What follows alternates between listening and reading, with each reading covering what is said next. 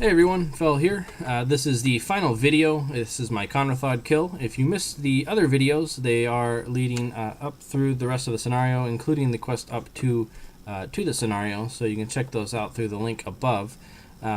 Here is a shot of the talents that I chose for this kill. You can see I have Soul Leech, Shadow Fury, Sacrificial Pact, which stacks amazing with the Pit Lord, Unbound Will, which helps keep the dots cleared off of you, Grimoire of Sacrifice, which also helps keep the dots cleared off of you with your Imp, and Kill Jaden's Cunning, which helps burn down the Fell Hunters, so you can stay mobile and cast on them at the same time.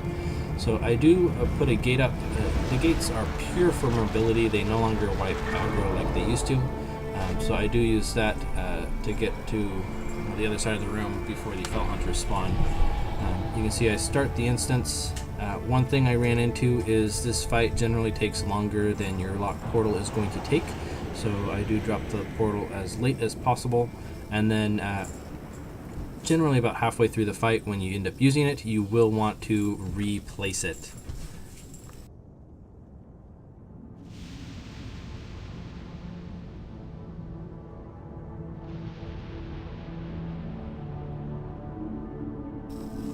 So the fight starts off, Kanrethad is basically taunting you, asking if you're the one that's going to stop him. This is a pure burn phase, so you just want to pop everything and try to burn him down as much as possible before he summons that Pit Lord. You can continue casting while he summons the Pit Lord, but one thing you want to make sure you do is sack your demon before the Pit Lord comes. If you sack him before you enslave the Pit Lord, you have his ability which can clear off the dots. If you enslave the Pit Lord, the Imp goes away and you're out that ability. So I sacked my Imp and stunned the Pit Lord. That gave me time to enslave him.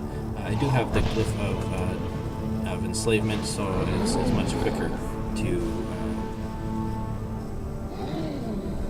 cast. You can see I'm line of sighting the Chaos Bolt there. You can Sacrificial Pact and live through it. You still take a bit of damage. I found that any damage avoidance that you can do in this fight helps out tremendously. So I do recommend just using your lock portal and avoiding those Chaos Bolts. So a couple abilities the Pit Lord has is he has his Fell Flame Breath. You can see it going off there. That's something that you want to keep on cooldown. It has about an 8-second cooldown. It does AoE damage, so you can see the Imp spawning here. That breath really helps burn them down quickly. The other ability he has is Demonic Siphon. This is an ability that takes away his health and moves it to you, so it's a nice heal through the fight as you get taken down. One other thing his Flame Breath does is it'll remove your debuffs if you stand in it, but you're also taking that AoE damage as well. So I didn't utilize it in this fight. I found that with my Imp being sacked and other lock ability that I was able to keep most of the dots off. His final ability, which just went off there, is Charge. So Kanrethad will begin to cast Cataclysm. Once he does that, you want to use Charge to interrupt that, and during that period, just burn Kanrethad. He does take increased damage while he is stunned from that charge. So this is a very static fight. Kanrethad summons the Pit Lord, and then after that he will summon in the same exact sequence. He will do Imps, the Fell Hunters, and then finally a Doom Lord. The Fell Hunters have an ability where they will break your enslavement on the Pit Lord. So if you notice there, I sent the Pit Lord behind the pillar where my lock portal is. This puts him out of line of sight, and the Consume Magic will not break the enslaved demon. That's why I chose to put the portal on the other side. You can see I just ate a Chaos Bolt there. Unfortunately, I didn't run close enough. Soulstone, if you happen to use it, continue the fight like I did just there, but do note that it will break your enslavement. So as soon as you pop up, you must re-enslave the Pit Lord. So he began to cast Cataclysm again there, interrupted, and continued to burn him down.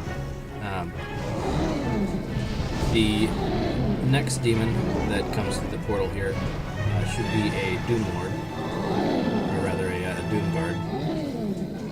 And The only aggro dump you have is Soul Shatter. try to use that as often as possible. To keep the Doomguard from attacking me, I hit him once with the Pit Lord's AoE blast, and then I banished him just to minimize how much damage was going on. So you can see I did a sacrificial pact there to survive through what would have been the Chaos Bolt. Fortunately, I believe he cast it at the Pit Lord rather than at me. His Cataclysm, again, must be interrupted. And then just burn him while he is stunned. You can see the Doomguard is once again broken free, but his concentration is on the Pit Lord since I Soul Shattered, broke aggro with him, and the only one who's really done any damage to him is the Pit Lord.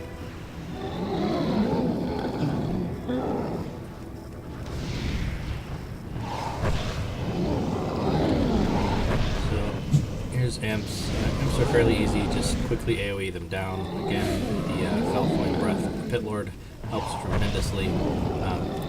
Once you're done burning them down though, the next thing should be a Cataclysm from Kanrethad.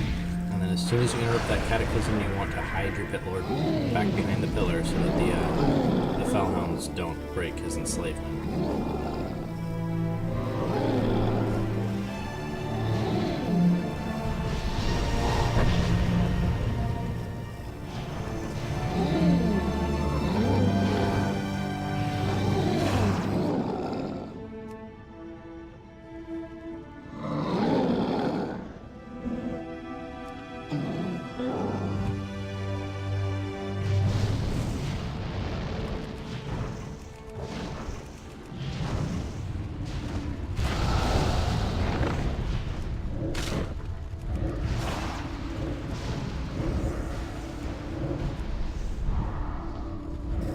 So, one mistake I did make in this fight, and you can see me slowly doing here, is I wandered way too far away from where I had my lock portal, and then I actually didn't replace it after I had died. So wandering this far out slowly got whittled down on health, and I do end up dying. But one thing to note is when you are dead, the Pit Lord is still enslaved, and you still have control over him. So you can see I have Kanrethad extremely low. He's almost dead there, and then yeah, I end up dying.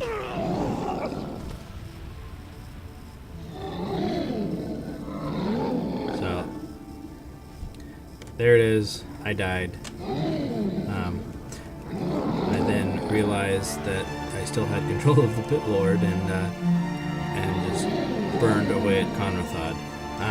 The end of this fight is a little shocking if you've never watched the video. Just like Lich King, he wipes out the board. So Pit Lord does end up dying, and then Jubeka, who you have been following, comes out and takes care of him. So you can see that there, he finally has enough. He wipes out the Pit Lord, and there's Jubeka screaming no. She comes forward and banishes his soul. I realize I have finally beaten this after hours of slowly grinding away gear and working hard to try to get this before patch. Before Warlord's release. And that's the whole fight. So with those pointers, provided you have decent gear to help burn down the Fell Hunters and the Imps. Gear really isn't a requirement. As you can see, it's not a gear-intensive fight. There is a 7-minute timer. Potion of Purification, though, if you don't have the gear to burn him down within those 7 minutes, you can use, just before the 7 minutes goes up, you can use a potion, and that will remove the curse. He does reapply it immediately, but it gets you another 7 minutes. So essentially you can have up to 14 minutes to do this fight if you have a low gear score.